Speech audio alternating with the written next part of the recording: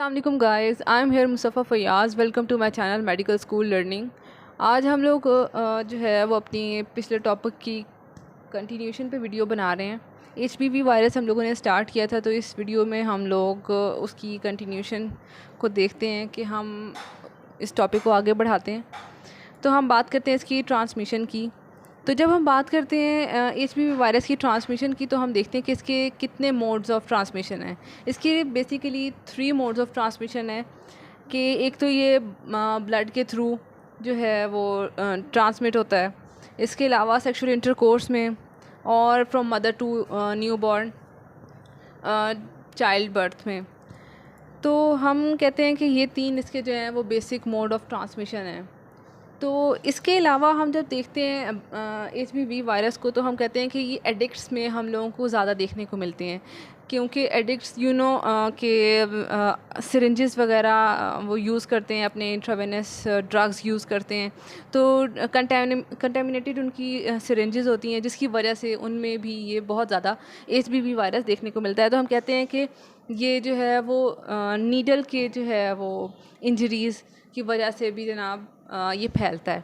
तो हम कहते हैं कि ब्लड स्क्रीनिंग जो है to remove the HbS antigen, यानी HB सरफेस एंटीजन को अगर हम लोग निकाल दें ब्लड में से, तो काफ़ी इसकी ट्रांसमिशन, काफ़ी हद तक इसकी ट्रांसमिशन जो है वो हम कंट्रोल कर सकते हैं। जब हम बात करते हैं इसकी ट्रांसमिशन की, तो हम कहते हैं कि मदर टू न्यू बॉर्न की जब हम रिलेटेड बात करते हैं कि यानी कि इस टॉपिक इस पर्सपेक्टिव पर देखते हैं, तो हम कहते हैं कि यार मतलब शायद इसका ब्रीस्ट फीडिंग से भी ताल्लुक़ हो, बट हम ये कहेंगे कि इसका ताल्लुक़ ब्रीस्ट फीडिंग से नहीं है, यानी कि ब्रीस्ट फीडिंग से ये ट्रांसमिट नहीं होता। ये एक इम्पॉर्टेंट पॉइंट है कि हम लोग इसमें शामिल कर लेते हैं कि मतलब हम लोगों के जहन में आ सकती है ये बात कि मतलब अगर ये मदर टू न्यू बॉर्न हो रहा है तो मे भी ब्रीस्ट फीडिंग भी शामिल हो, लेकिन नहीं, ये बात इम्पॉर्टेंट पॉइंट में आ जाती है कि ये ब्रीस्ट फीडिंग में जो है इसका कोई एविडेंस नहीं दिखता हम लोगों को कि ये ब्रीस्ट फीडिंग में भी जो है वो देखने को मिले, ट्रांसमिट हो रहा हो। तो हम कहेंगे कि no evidence in breast feeding.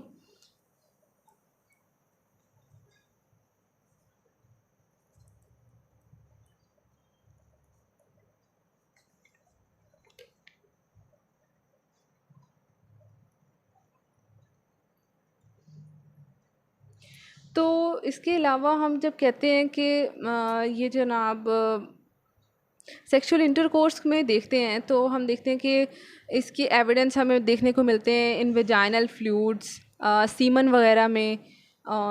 तो इनसे वेजाइनल फ्लूइड से, सीमन वगैरह से ये ट्रांसमिट हो सकता है एचबीवी वायरस। तो हम लिखेंगे यहाँ पर ये पॉइंट भी कि वेजाइनल फ्लूइड्स और सीमन वगैरह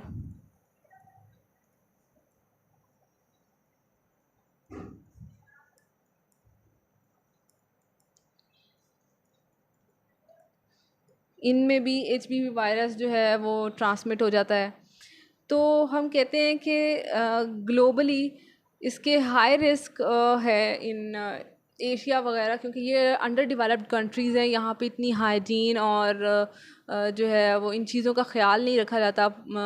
पॉवर्टी बहुत ज़्यादा है, तो लोग इन चीज़ों की तरफ इतना ध्यान नहीं देते, सिरिंजेस और अपने पर्सनल आइटम्स वगैरह की तरफ। तो यहाँ पर हम लोगों को ज़्यादा देखने को मिलता है ये एचपीवी वायरस। और इसके अलावा एचपीवी वायरस जो है वो कार्सिनोमा जो है वो कराने में बहुत ज़्यादा उसका हाथ है, मतलब रोल कह लें आप लोग। तो ये कहा जा सकता है कि एचपीवी की जो वैक्सीन है वो जनाब हमारी कह लें कि इनिशियल या फर्स्ट वैक्सीन है for the human cancer, to prevent the human cancer.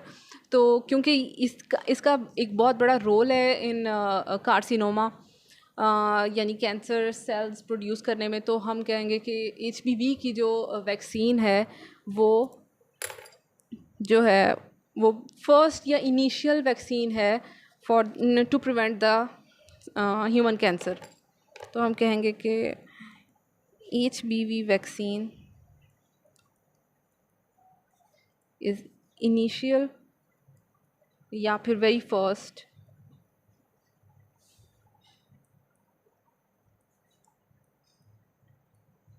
Vaccine to prevent the human cancer.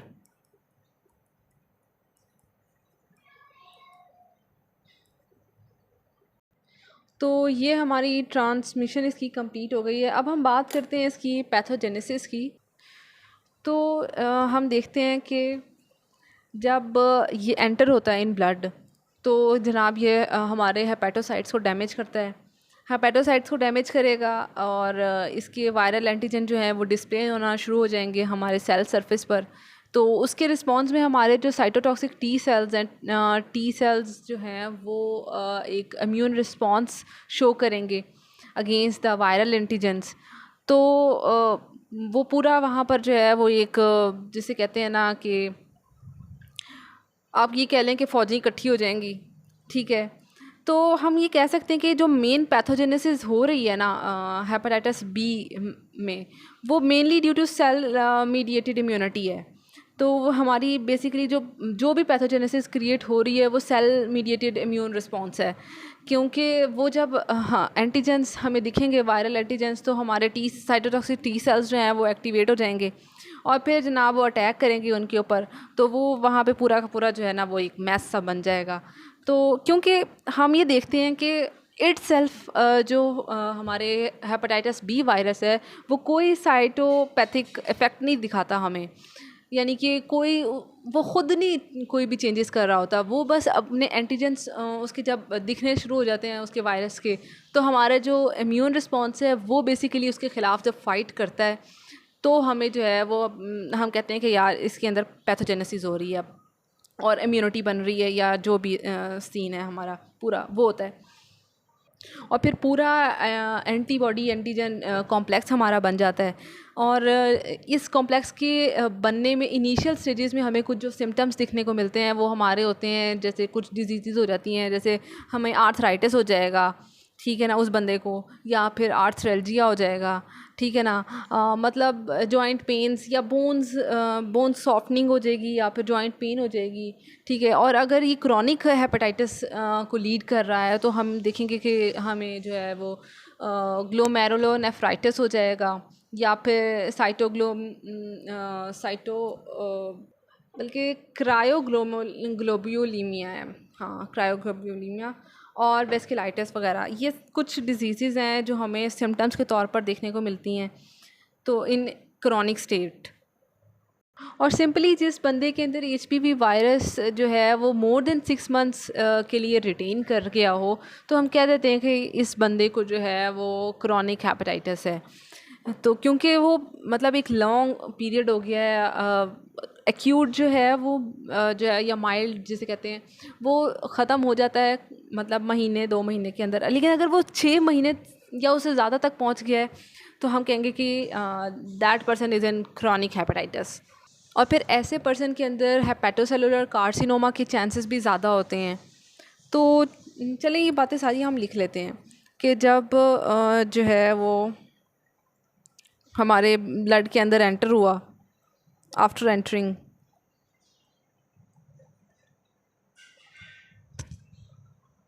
तो इन्फेक्ट करेंगे हेपेटोसाइट्स को, देन वायरल एंटीजन डिस्प्ले होंगे, देन साइटोटॉक्सिक टी सेल्स जो हैं वो इम्यून अटैक कराएंगे। फिर उसके बाद हम कहेंगे कि इन्फ्लेमेशन और नेक्रोसिस, वही मैस सा क्रिएट हो गया ना, इन्फ्लेम्ड हो गया है वो जगह और हमारे सेल्स, और नेक्रोसिस हो गया है वहाँ पर। फिर एंटीजन एंटीबॉडी कॉम्प्लेक्स के नतीजे में जो सिम्टम्स हमें देखने को मिलेंगे, कुछ अर्ली सिम्टम्स, वो कौन से होंगे? वो होंगे हमारे कुछ आर्थरेल्जिया और आर्थराइटिस, यानी कि बोन सॉफ्टनिंग या फिर जॉइंट पेन। इसके अलावा जब हम क्रॉनिक की बात करते हैं तो हमें वही ग्लोमेरुलोनेफ्राइटिस, क्रायोग्लोम्युलीमिया और वेस्कुलाइटिस देखने को मिलेंगी, ये क्रॉनिक स्टेट में है।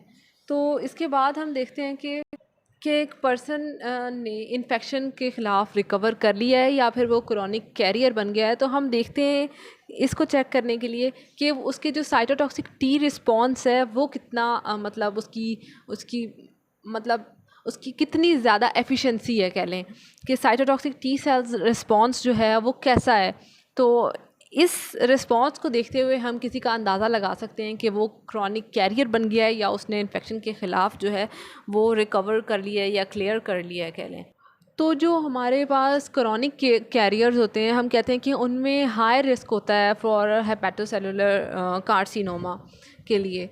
तो क्योंकि उनके अंदर जो हमारा, मैंने पीछे मॉर्फोलॉजी वाली वीडियो में बताया था कि HbX जो प्रोटीन है हमारी, वो जो है वो क्या करती है कि इनएक्टिवेट करा देती है P53 प्रोटीन को। और ये P53 प्रोटीन जो है वो बेसिकली जो है वो हमारी ट्यूमर सप्रेसर प्रोटीन है। तो जब इस प्रोटीन को जो ट्यूमर सप्रेस कर रही है उसको ही इनएक्टिवेट कोई चीज़ करा देगी तो ट्यूमर बनने का कोई नहीं रोकेगा ना, मतलब कोई रोकने वाली चीज़ ही नहीं है जब अगर, तो वो फिर बनता रहेगा। तो इसकी वजह से हम कहते हैं कि जब ये HbX प्रोटीन ने इस प्रोटीन को, HbX जीन ने, सॉरी HbX जीन है उसने अगर हमारी P53 प्रोटीन को अगर इनएक्टिवेट करा दिया है तो कैंसरस जो है सेल प्रोडक्शन की चांसेस बढ़ जाएंगे ना, तो हमारा जो कार्सिनोमा के चांसेस है वो इंक्रीज़ हो जाएंगे।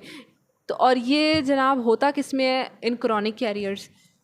तो हम देखते हैं कि जो हमारी HB सरफेस एंटीबॉडी है, जो HB सरफेस एंटीबॉडी जो है वो मोर इफ़ेक्टिव है देन HB जो है वो मोर इफ़ेक्टिव HB कोर एंटीबॉडी से। उसकी वजह क्या है? कोर हमें पता चल रहा है, नाम से पता चल रहा है कि core of the nucleic acid से डील करेगी, सरफेस से बाइंड नहीं होगी।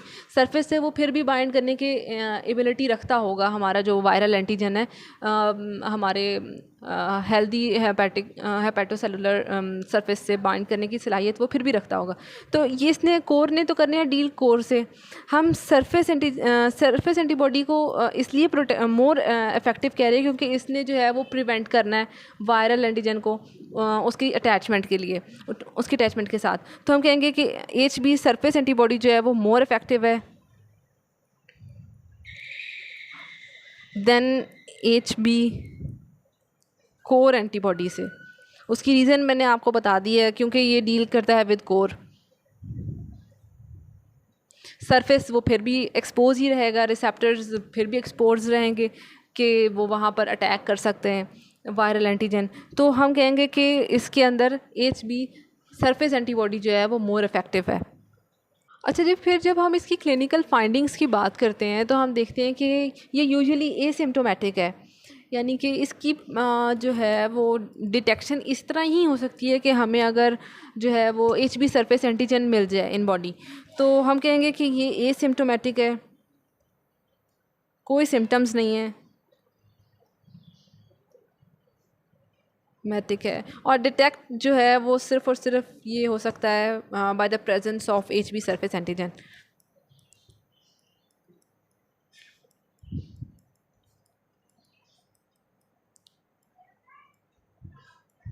Of HB surface antigen.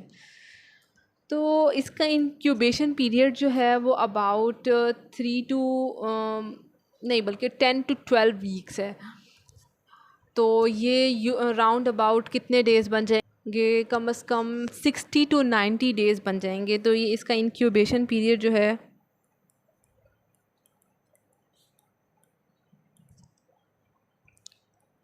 वो है 10 से 12 वीक, अबाउट 60 to 90 डेज़।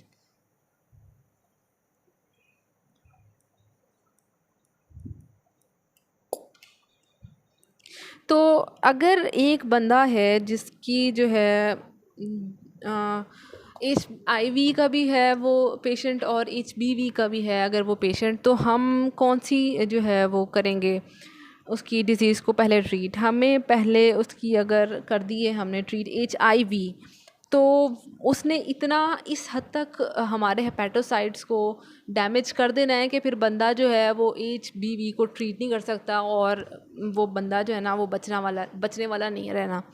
तो हम अगर एक बंदा को इन्फेक्टेड है इन दोनों डिजीज़ से, तो हम लोग सबसे पहले उसकी HBV को ट्रीट करेंगे, क्योंकि HIV जो है वो बाद में ट्रीट भी हो सकती है, क्योंकि हमें सबसे पहले ट्रीट करना है HBV को to prevent more and more hepatic damage. तो हम कहेंगे कि हम पहले जो है वो अगर ये दो डिजीज़ हैं तो HBV को पहले ट्रीट करेंगे। क्योंकि इम्यून सिस्टम जो है वो हमारा, जब हम HIV को ट्रीट पहले कर लेंगे तो वो मज़ीद पावरफुल हो जाएगा और वो मज़ीद लड़ेगा अगेंस्ट एच जो है वो BV एंटीजन के। तो सबसे पहले हमें HBV एंटीजन को ही ट्रीट करना है, कि मतलब उसके ख़िलाफ़ उसको ही रोकना है पहले, कि हम पहले ट्रीट करेंगे HBV वायरस को, पहले वो ट्रीट हो जाए, वो इनएक्टिव हो जाए, फिर उसके बाद हम लोग करेंगे अपने HIV को, ताकि इम्यूनिटी बूस्ट होने से हमारे हेपेटिक सेल्स जो हैं वो मज़ीद डैमेज ना हो और बंदा डेथ से बच जाए। तो ये थी जनाब हमारी आज की वीडियो। इंशाल्लाह नेक्स्ट वीडियो में हम इसी के हेपेटाइटिस B वायरस की लेबॉरेटरी डायग्नोसिस, ट्रीटमेंट और प्रिवेंशन इंशाल्लाह डिस्कस करेंगे। तो टोटल 3 वीडियोस में हमारा ये टॉपिक जो है हेपेटाइटिस B वायरस का वो इंशाल्लाह कंप्लीट हो जाएगा। तो स्टे ट्यून्ड, इंशाल्लाह नेक्स्ट वीडियो आएगी तो आपका जो है वो टॉपिक कंप्लीट हो जाएगा। नेक्स्ट वीडियो के आने तक, तब तक के लिए अल्लाह हाफ़िज़।